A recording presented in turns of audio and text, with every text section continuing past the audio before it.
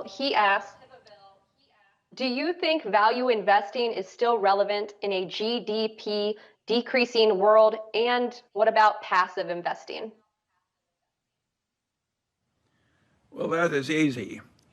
Value investing, the way I regard it, will never go out of style because value investing, the way I conceive it, is always wanting to get more value than you pay for when you buy a stock.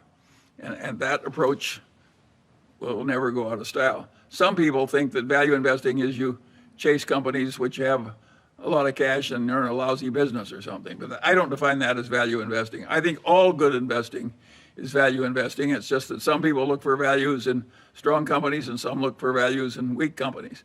But every value investor tries to get more value than he pays for.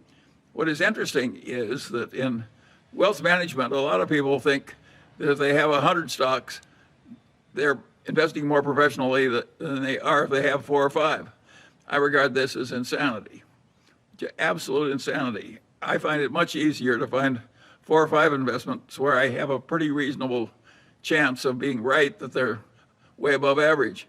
I think it's much easier to find 5 than it is to find 100. I think the people who argue for all this diversification, by the way, I call it diversification, and which I copied from somebody, and I'm way more comfortable owning 2 or 3 stocks which I think I know something about and where I think I have an advantage.